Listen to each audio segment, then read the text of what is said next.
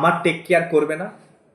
ভগবান যদি এত জীব, অনন্ত কোটি জীবের টেক কেয়ার করতে পারে, রক্ষা করতে পারে, আর আমি তো ভগবানের ভক্ত, নাম জপ করছি, আমি তো ভগবানকে ভোগ লাগিয়ে প্রসাদ পাচ্ছি, কি ভগবান আমার টেক কেয়ার করবে না?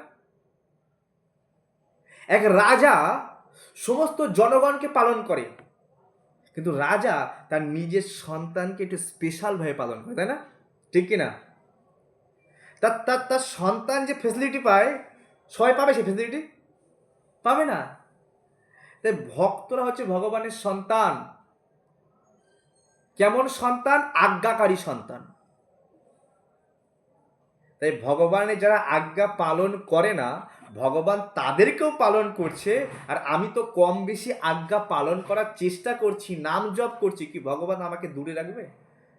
তাই আমাদের অনুপ্রেরণা নেওয়া উচিত যে আজ অম্বরীশের এত বড় বিপদ, কিন্তু অম্বরীশ নাম জপ করত, ভগবান বাঁচিয়ে দিয়েছে।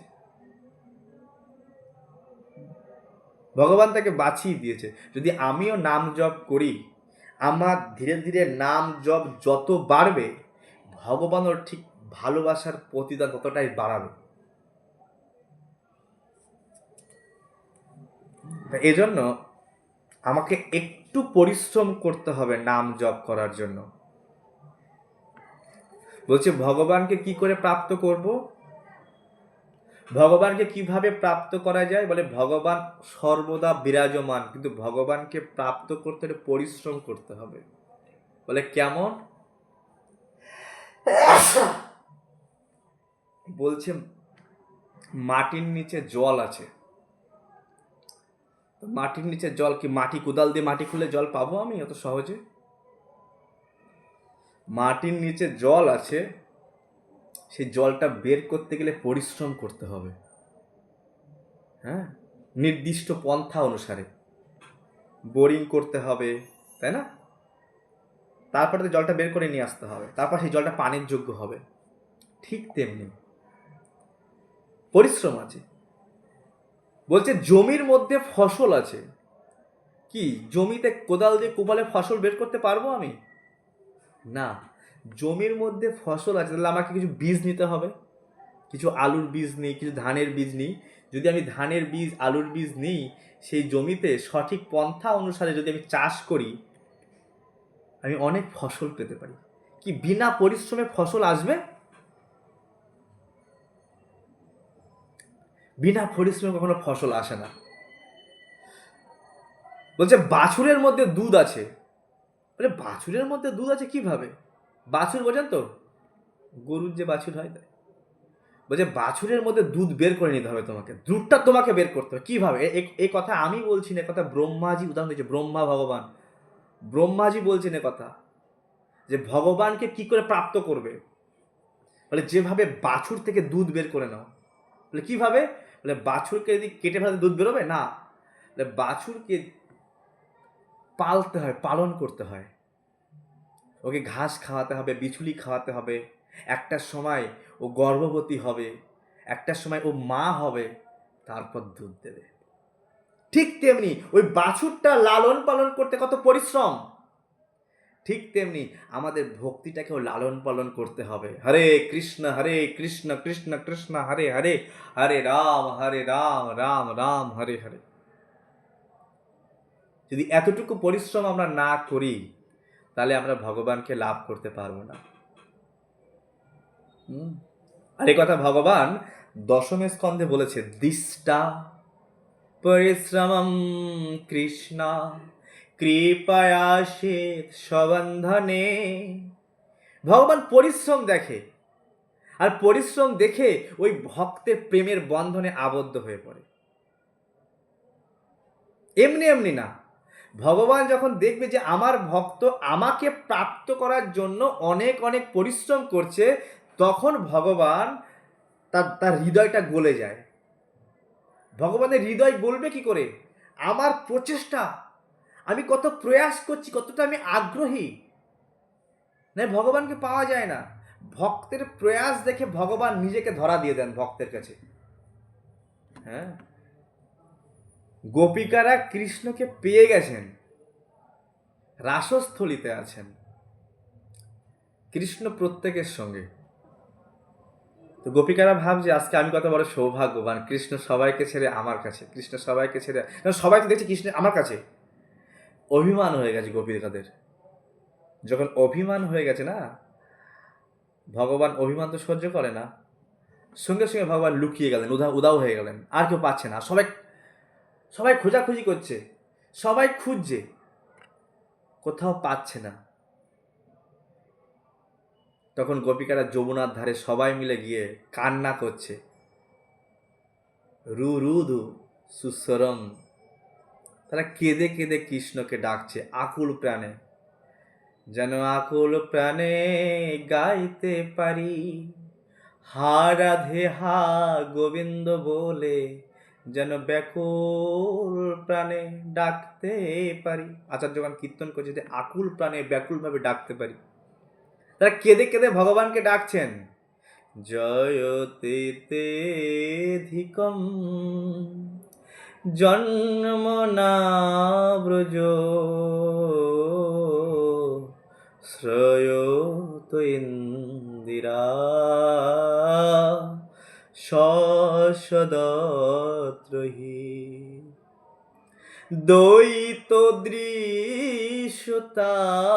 হে প্রাণপ্রিয়, হে প্রাণ সখা, হে প্রিয়তম, একবার দেখা দাও। দ্বৈত, ওটা ভুলে যাচ্ছি আমি।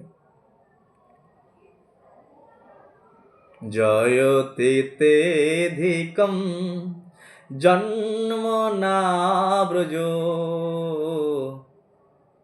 যাক ভুলে গেছি আমি। সয়ত ইন্দ্রা শশ্বত হত্রহি দ্বৈত দৃশ্যতাম দীক্ষুতাবকা। তো সমস্ত গোপিকাদের একটাই মনোভাব, কৃষ্ণ একবার প্রকট হয়ে যাও। তাদের ব্যাকুলতা, তাদের আকুলতা, তাদের যে কেঁদে কেঁদে ভগবানকে ডাকছে, এই যে ভগবানের হৃদয়টা গলিয়ে ফেলছে, তখন ভগবান এসে প্রকট হয়ে গেল। তাসম আবির্ভূত সৌরী, সৌরী ভগবান প্রত্যেক গোপীদের মাঝখানে প্রকট হয়ে গেছে ভগবান। তো পয়েন্ট অফ ভিউ আমি বোঝাবার চেষ্টা করছি, আমার আকুলতা, ব্যাকুলতা, পরিশ্রমটা ভগবান দেখবে। তারপর ভগবান তার নিজের প্রেয়সীদেরকে তিনি প্রমাণ দিয়েছেন, পরিশ্রমের সঙ্গে আকুলতা, ব্যাকুলতা। তাই আমরা ভগবানকে দোষ দিই, আমি এতদিন ধরে ভক্তি করলাম, ভগবান আমার কি দেখলো? আমি এতদিন ধরে ভক্তি করছি, ভগবান আমার কি করে দিল?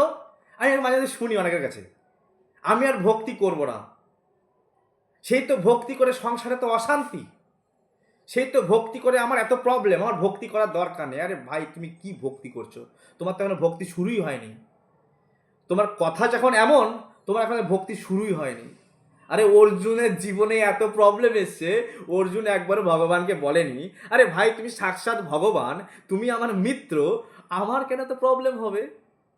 আমার স্ত্রী যে দিল্লির রানী দ্রৌপদী, আর আমার স্ত্রীর মান সম্মানের ছিনিমিনি খেলা। কৃষ্ণ তুমি থাকতে, কৃষ্ণ তুমি থাকতে আমার এইরকম একটা, আরে আমার স্ত্রীর মান সম্মান, দ্রৌপদীর বস্ত্রহরণ, তুমি থাকতে এরকম, সব দোষ তোমার। আমরা হচ্ছে না এই প্রকৃতির ব্যক্তি, সংসারী জীব, মোটা বুদ্ধি। কিন্তু অর্জুন জানতেন, কখনো কৃষ্ণকে আঙুল তোলেনি, কখনো কৃষ্ণকে দোষ বুদ্ধি করেনি। হ্যাঁ, ভগবানের ভক্ত কখনো ভগবানকে দোষ দেয় না। কারণ ভগবান বলছে, ভগবান অর্জুনকে বলছে, অর্জুন আমি তোমাকে গীতার জ্ঞান কেন দিচ্ছি জানো? তুমি আমার সঙ্গে হিংসা করো না, তুমি মাৎসর্য রহিত। আমরা সংসারী জীব হিংসা করি, আর এই সংসারে তো মানুষ ভগবানকে নিয়েও হিংসা করে। হ্যাঁ, লড্ডু তোমাকে আমি গীতার জ্ঞান দিচ্ছি একটা কারণে, তুমি মাৎসর্য রহিত, তুমি হিংসা করো না আমার সঙ্গে। আজকে আমরা ভগবান থেকে হিংসা করেছিলাম, আজকে আমরা এই জগতে পতিত হয়েছি। ভগবান এত ভোগ করে, আমি কেন ভোগ করতে পারবো না? আমিও ভোগ করব। ভগবানের যদি এত স্ত্রী আছে, আমি কেন একটা দুটি স্ত্রী রাখতে পারি না? আমিও দুটি স্ত্রী রেখে দেবো, একটা স্ত্রী রেখে দেবো। ভগবানের সঙ্গে ঈর্ষা করে আমরা এই জগৎ অধঃপতিত হয়ে গেছি। আমিও একটা কিছু করতে চাই, ভগবানের এত প্রাসাদ অট্টলিকা, আমিও একটা অট্টলিকা বানাবো, আমিও ভোগ করব, আমি কিসে কম আছি? আজকে ভগবানকে আমরা ঈর্ষা করে এই জগতে অধঃপতিত জীব আমরা। আর ভগবান যতবার এই জগতে আসেন, এই জগতের এই সংসারের মানুষগুলি ভগবানের সঙ্গে ঈর্ষা করে। চৈতন্য মহাপ্রভু আজ থেকে 500 বছর আগে এসেছেন, তার সঙ্গে মানুষ ঈর্ষা করেছে। আর কারা ঈর্ষা করেছে? এই সমাজের গণ্যমান্য ব্যক্তি, ব্রাহ্মণ ব্যক্তিরা, তারাই মহাপ্রভুকে সঙ্গে ঈর্ষা করেছে। ভগবান কৃষ্ণ রূপে এই জগতে এসছেন, বড় বড় রাজা মহারাজা, বড় বড় পদাধিকারী ব্যক্তি কৃষ্ণের সঙ্গে ঈর্ষা করেছে। ভগবান রাম এসছেন, রামের সঙ্গে ভগবান অনেক অসুরের ঈর্ষা করেছে। তাই ভাগবত কাদের জন্য? মাৎসর্যহীন ব্যক্তিদের জন্য। তাই বলা হচ্ছে নির্মৎসরম সতাম, যারা মাৎসর্য, তারা ভাগবতমকে নিতে পারবে না। বা যদি মাৎসর্য থেকেও থাকে, যদি আমি ভাগবতমের আশ্রয় গ্রহণ করি, তাহলে আমার মাৎসর্য চলে যাবে। এ নির্মৎসরানাম সতাম, এ নির্মৎসর ব্যক্তিদের জন্য, মাৎসর্যহীন ব্যক্তিদের জন্য এই ভাগবতম। তা আমি যে কথা বলছিলাম, তো ভগবানের ভক্ত কোনো কিছুতেই ভয় পায় না। আর আমাদের ভাবা উচিত যে যদি মনে হচ্ছে যে কৃষ্ণ আমাকে কৃপা করছে না, যদি মনে হচ্ছে যে কৃষ্ণ আমাকে কোনো রকমভাবে সাপোর্ট দিচ্ছে, তাহলে ভাবতে হবে আমার মন এখনো বিষয়ে লেগে আছে, কৃষ্ণে লাগেনি। যদি কৃষ্ণে লাগতো তাহলে আমার এরকম কথা মুখ দিয়ে বেরোতোই না। আমার মন এখনো সংসারে ফেসে আছে, তাই কৃষ্ণের প্রতি দোষ বুদ্ধি করছি আমি। হ্যাঁ,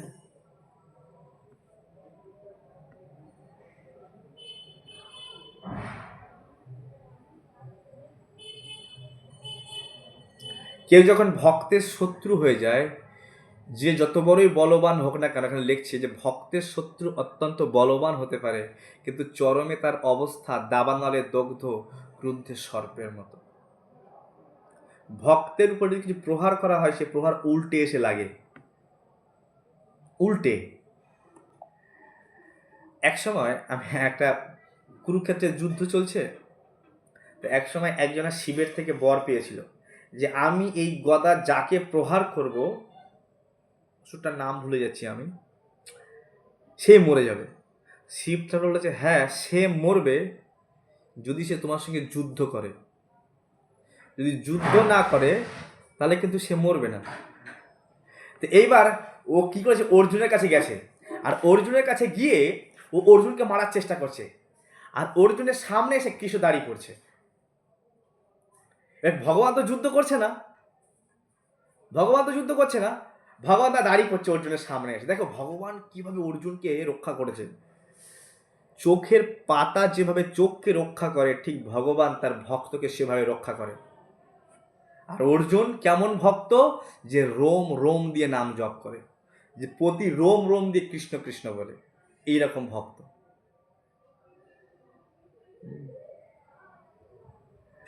তো তো ভগবান দাঁড়িয়ে পড়ছে বারবার অর্জুনের সামনে, ওর রাগ হয়ে গেছে যে এই রথ চালকটা বারবার দাঁড়িয়ে পড়ছে, ও কি করেছে, কৃষ্ণের উপরেই গদাটা ছুড়ে দিয়েছে, আর সেই গদা উল্টে এসে সেই ওকেই মেরে দিয়েছে। ঠিক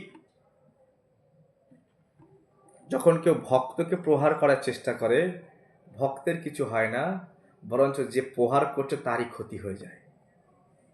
চাপাল গোপাল নামে একজন আমাদের নবদ্বীপে, শ্রীবাস ঠাকুরের তখন এত নাম, শ্রীবাসের ঘরে মহাপ্রভু কীর্তন করতেন, চারিদিকে শ্রীবাসের মহিমা। শ্রীবাস ঠাকুরকে নিচে দেখাবার জন্য শ্রীবাসের ঘরের বারান্দায় রাত্রেবেলা মহাপ্রভু কীর্তন করছে, শ্রীবাস ঠাকুর ও বারান্দার মধ্যে ছাগলের মাথা কেটে লাল সিঁদুর, ছাগলের রক্ত টক্ত দিয়ে বারান্দায় ভরিয়ে দিয়ে গেছে। ঠিক আছে, ছোট দেখাবার জন্য শিবাসকে। শিবাস ভোরবেলা ঘুম থেকে উঠে দেখে ওরকম এরকম অবস্থা।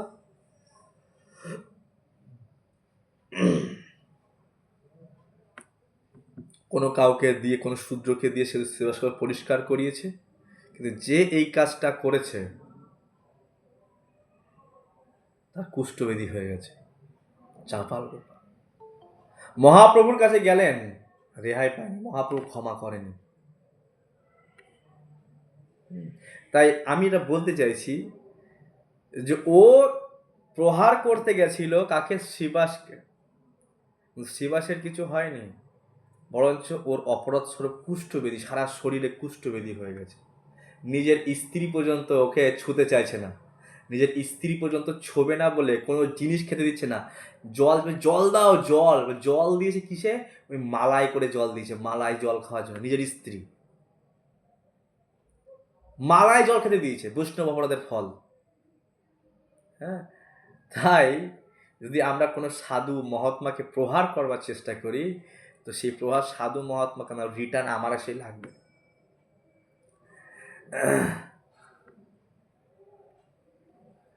যাক, সময় অনেক হয়ে গেল না? আরেকটু বলি নাকি বন্ধ করে দেবো? আপনারা বললে বলবো, না তাহলে বন্ধ করে দেবো, আবার নেক্সট দিন বলবো। অনেকে ঘুম পেয়ে যাচ্ছে। আর 2-5 মিনিট বলবো, হরে বল, কেউ কিছু বলে না। হরে কৃষ্ণ কৃষ্ণ কৃষ্ণ হরে হরে, হরে রাম রাম রাম হরে হরে। তো দুর্বাসা মুনি দেখলো যে আমি যে এত কষ্ট করে প্রয়াস করলাম, অসুর তৈরি করলাম অম্বরীশকে মারার জন্য, কিন্তু আমার সমস্ত প্রয়াস ব্যর্থ। আমার সমস্ত প্রয়াস ব্যর্থ। এমনকি একটা সুদর্শন চক্র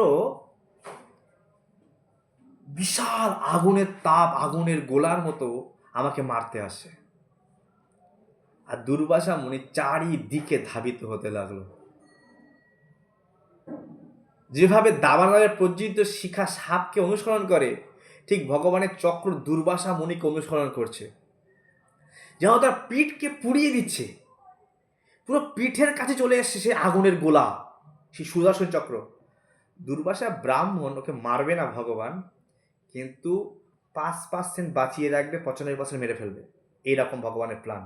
ওর খালি প্রাণটা চলবে, কিন্তু মেরে ফেলবে প্রায় 95%। আর এই বলেই সুদর্শনকে ছেড়েছে যে প্রাণটা নিবি না, শ্বাসটা চলবে, আর একে মেরে দাও। তা এইরকম ভাবে সুদর্শনের পিঠকে ছুঁয়ে ফেলছে, প্রচন্ড তাপ, হ্যাঁ, যেন পিঠে স্পর্শ করছে। আর দুর্বাসা ছুটতে ছুটতে হিমালয়ের গুহার মধ্যে প্রবেশ করেছে। দেখে সেই গুহার মধ্যে চক্র ঢুকে গেছে, ওখানে দুর্বাসা মুনিকে ছাড়ছে না। দুর্বাসা ছুটতে ছুটতে ছুটতে ছুটতে আকাশে ছুটে যাচ্ছে, পৃথিবীর চারি কোনায় কোনায় ছুটছে। গুহার মনে করছে আমি সমুদ্রে লুকিয়ে পড়বো, সমুদ্রের মধ্যে চলে গেছে। সেই সমুদ্রের মধ্যে সুদর্শন চলে গেছে। বিভিন্ন লোকপাল, বিভিন্ন লোকে, বিভিন্ন গ্রহে গ্রহে চলে যাচ্ছে, সেখানে সুদর্শন চলে যাচ্ছে। স্বর্গে গেছে, ইন্দ্র বলছে ভাগো ভাগো ভাগো, বৈষ্ণব অপরাধী তুমি, ভাগো, আমার ইন্দ্রলোক পুড়ে যাবে, ছাই হয়ে যাবে। সেখান থেকেও তাড়িয়ে দিয়েছে। যেখানে তিনি গেছেন সেখানে তিনি দেখতে পাচ্ছে যে অসহ্য তেজ, সুদর্শন চক্র তাকে মেরেই ফেলবে, যা তেজকে তিনি সহ্য করতে পারছে না দুর্বাসা মুনি।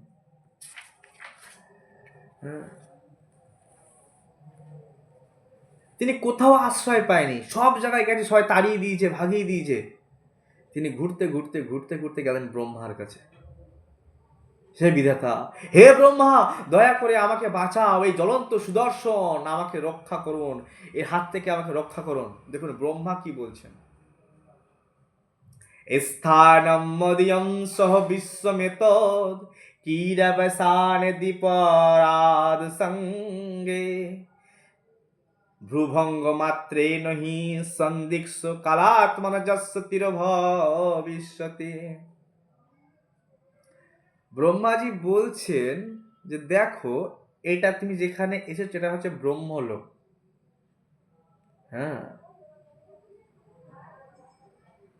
আর এই সমস্ত বিশ্ব হচ্ছে ভগবানের সমস্ত বিশ্ব ব্রহ্মাণ্ড। ভগবান ব্রহ্মা, ভগবান বিষ্ণু খালি একটু ভ্রু কাঁপিয়ে দেবে, খালি একটু ভ্রুতে আমরা ইশারা করি না, চোখ ইশারা, চোখ চোখ চোখ পাকিয়ে ইশারা করি না, ভগবান খালি চোখ পাকিয়ে ভ্রু বেঁকিয়ে ইশারা করবে, বলছে দ্বিপরাধাত সঙ্গে, মানে ভগবানের ইশারায় সমস্ত ব্রহ্মাণ্ড ধ্বংস হয়ে যায়। হ্যাঁ, সমস্ত ভ্রঙ্গ মাত্রের ভ্রুর ইশারাতে সমস্ত সব কিছু, এটা জানতে হবে আমাদেরকে। ভগবানের পাওয়ারফুল, ভগবান কত বড় শক্তি। হ্যাঁ, তার ভ্রুর ইশারায় সব কিছু ধ্বংস হয়ে যায়। বলছে অহম, আমি ব্রহ্মা, ভব শিব, দক্ষ দক্ষ, ভৃগু বড় বড় পণ্ডিত, বড় বড় ব্রাহ্মণ প্রধানা, যত বড় বড় মানব সমাজে, যত বড় শাসক আছে, ম্যানেজমেন্টের লোক আছে এই মানব সমাজে, আমি থেকে শুরু করে, শিব ঠাকুর থেকে শুরু করে, ইন্দ্র থেকে শুরু করে, ভৃগু আদি সমস্ত ঋষিরা, সমস্ত বড় দেবতাবর্গ, সবাই আমরা কৃষ্ণের শরণাগত। আমরা কেউ কৃষ্ণের উপরে কথা বলতে পারি না। আমরা প্রত্যেকে, ভগবান চাইলে এখনই সব নষ্ট হয়ে যেতে পারে। হ্যাঁ, তাই আমরা প্রত্যেকেই মাথা নিচু করে, প্রত্যেকে মাথা নিচু করে ভগবানের আদেশ পালন করি। আমরা কখনো কেউ বসের সামনে মাথা নিচু কথা বলতে পারি? চোখ পাখি কথা বলতে পারবো? ঠিক ব্রহ্মা বলছে আমাদের বস হচ্ছে ভগবান বিষ্ণু, আর বসের সামনে আমরা মাথা নিচু করে কথা বলি, মাথা নিচু করে আদেশ পালন করি। আর কোথাকার কোন এড়িগেড়ি ব্যক্তি বলে দিচ্ছে তুমি আমার ভজনা করো, আমি ভগবান, আমি অমুক। আরে ভাই, এই স্টেটমেন্টগুলো জানতে হবে। এই ব্রহ্মা কি বলছে? বলছে আমারও বস বিষ্ণু, যে বিষ্ণুর আদেশ পালন করি মাথা নিচু করে।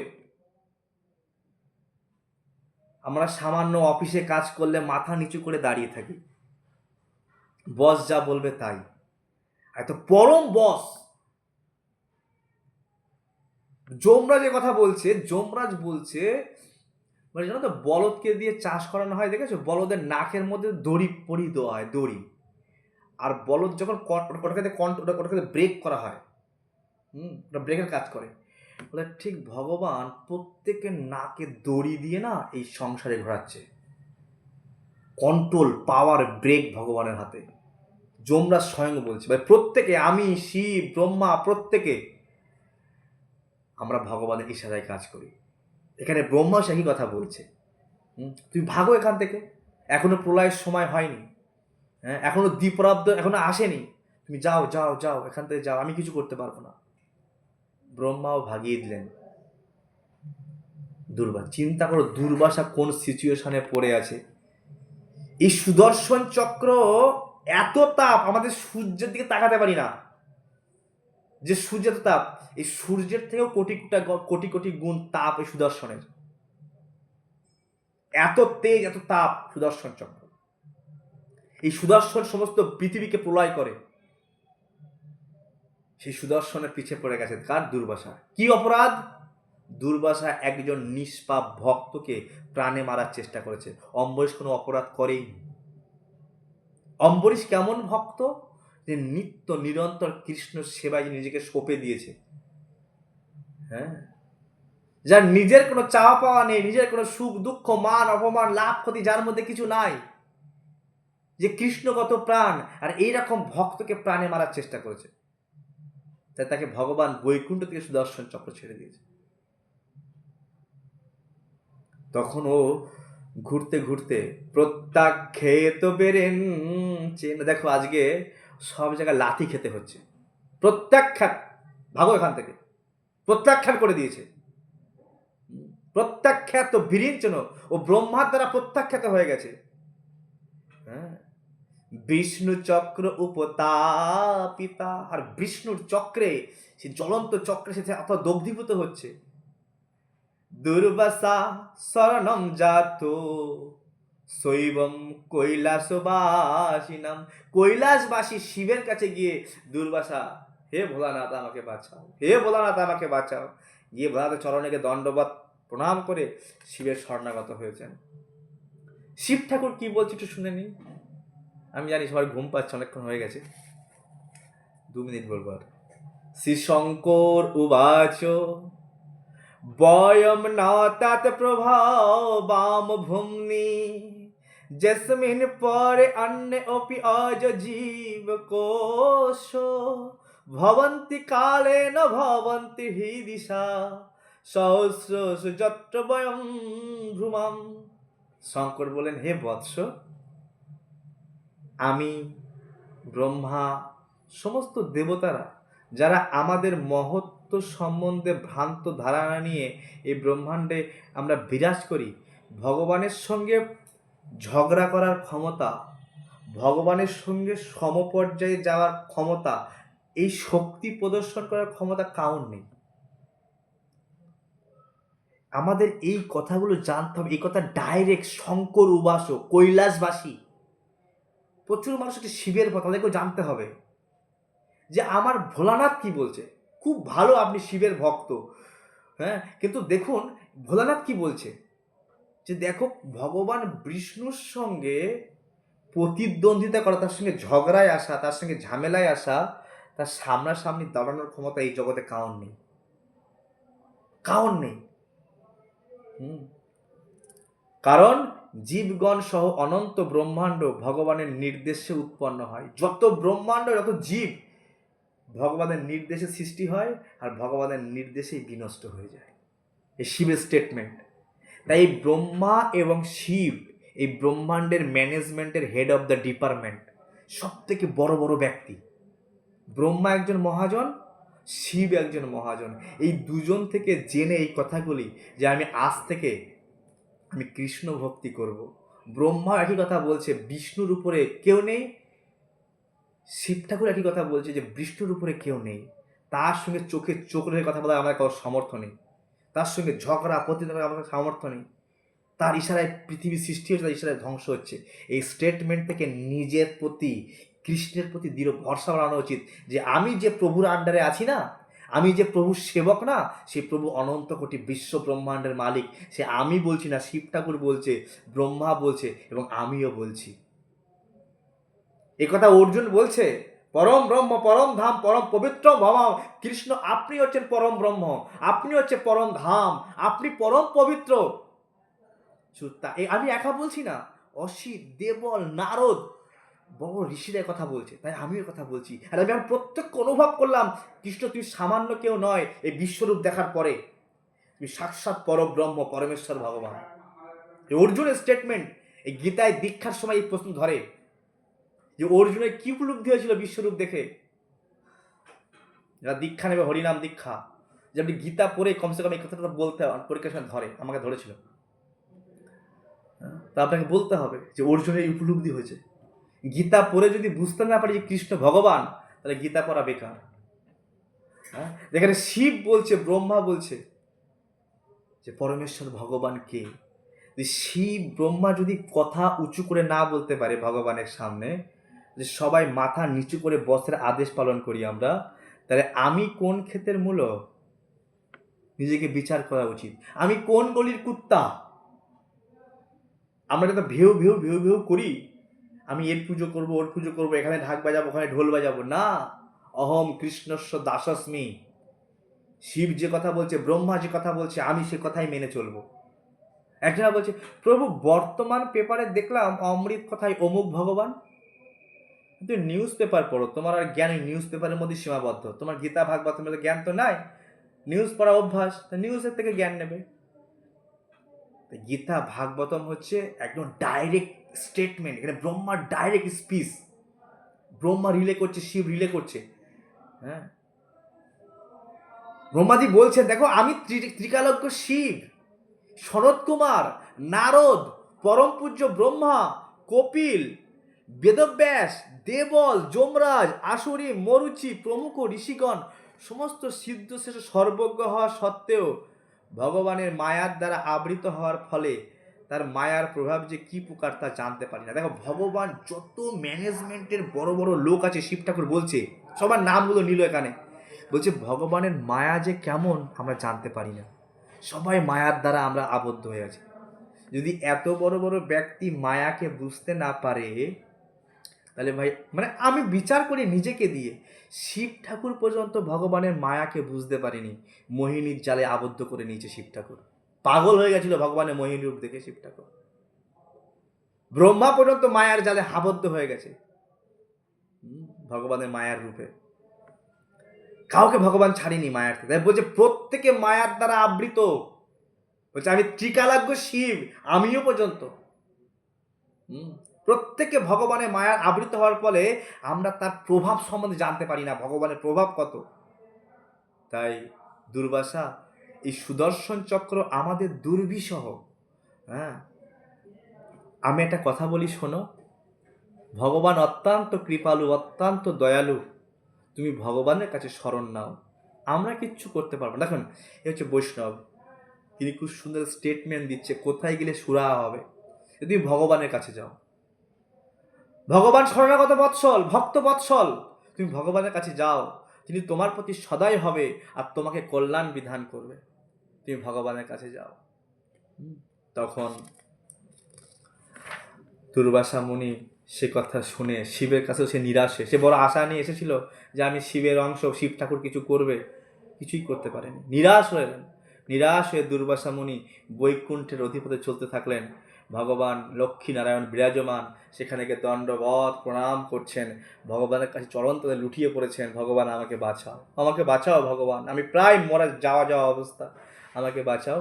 তাহলে নেক্সট দিন ভগবান কি বলছে তার কথার পরিপ্রেক্ষিতে শ্রবণ করব। কিন্তু আজকে খুব ভাইটাল শ্রবণ, শিব ঠাকুর কি বলল, ব্রহ্মাজি কি বলল, তার নিজে মুখ দিয়ে আমরা শ্রবণ করলাম।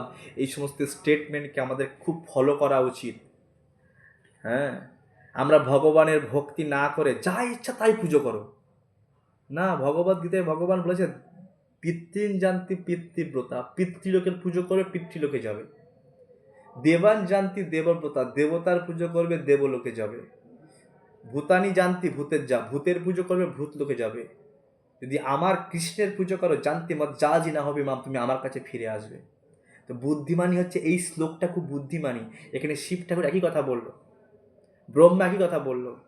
জানতে হবে যে ম্যানেজমেন্টের বড় বড় মুখ্য লোক বসে আছে যারা, তারা কৃষ্ণের ভক্ত, কৃষ্ণের শরণাগত। তাহলে আমি কেন কৃষ্ণের শরণাগত হব না? আমি কেন কৃষ্ণের নাম জপ করব না? ব্রহ্মা চতুর্মুখে কৃষ্ণ নাম জপ করছে, শিব ঠাকুর 5 মুখে কৃষ্ণ নাম জপ করছে, নারদ মুনি বিনা যন্ত্রে নিরন্তর কৃষ্ণ নাম জপ করছে, যমরাজ নিরন্তর হরি নাম জপ করছে, ভগবানের শালাবাবু যমরাজ।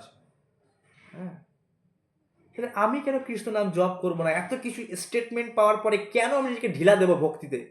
কেন আমি স্থির চিত্ত হব না কৃষ্ণ নামে? যদি এত কিছু শোনার পরেও যদি আমার হৃদয় কৃষ্ণের প্রতি আকুলতা ব্যাকুলতা, কৃষ্ণ ভক্তি করার জন্য না আগায়, তো আমি প্রেম রতন ধন হেলাই হারাইন। এই যে এত কিছু কথা শুনতে পাচ্ছি, এটাও কৃষ্ণের কৃপাতে। কৃষ্ণ আমাকে সৌভাগ্যবান মনে করেছে, তাই আমি আজ ভাগবত ক্লাসে যুক্ত হয়েছি এবং সুন্দর একটা টপিক শুনতে পাচ্ছি। হ্যাঁ, আমরা শিব ঠাকুরের সঙ্গ করলাম, শিবের কথা শুনেছি, ব্রহ্মার সঙ্গ হলো। হ্যাঁ, দুজন মহৎ ব্যক্তির থেকে আমরা কথা শুনলাম ভাগবতম থেকে।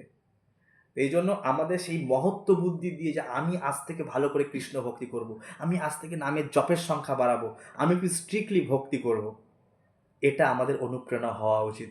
যদি ভাগবত পড়ে যদি আমরা ভাগবত শুনে যদি আমরা অনুপ্রেরণা না হই, তাহলে দেখবেন সেই নৌকা ঘাটেই বাধা আছে, নৌকা আগাচ্ছে না।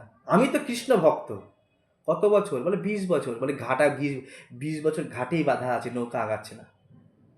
এত কিছু জানার পরেও যদি হরিনামে রুচি না আসে, এত কিছু জানার পরে কৃষ্ণ ভক্তিতে নিজেকে না সঁপতে পারি, তাহলে মানে কি? ঘাটে নৌকা বাধা আগাচ্ছে না। এই জন্য প্রত্যেকের প্রয়াস করা উচিত যে আমি আমার নৌকাকে ভগবত ধামে নিয়ে যাব। ভগবান বলছে মানব দেহটা একটা নৌকার মতো, যদি হরিভজন করে যদি এই নৌকাকে ভগবত ধামে না নিয়ে যাও, অবস্থা শেষ। জয় শ্রী প্রভুপাদ, গ্রন্থরাজ শ্রীমদ্ ভাগবতম কি জয়। নেক্সট দিন সবাই আসবেন, প্রত্যেককে শেয়ার করবেন লিঙ্ক আপনার বন্ধু বান্ধব হোয়াটসঅ্যাপে, তারাও এই কৃষ্ণ কথা শুনে তার এই দুর্লভ মানব জীবনকে সার্থক করতে পারে, হরিনামে রুচি বাড়াতে পারে, কৃষ্ণ কথায় রুচি বাড়াতে পারে।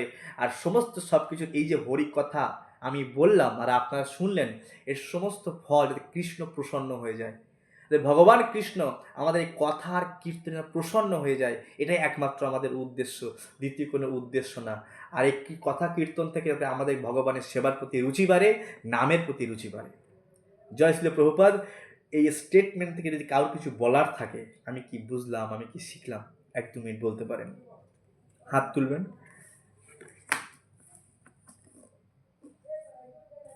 কারোর কোনো বক্তব্য এই টপিক থেকে?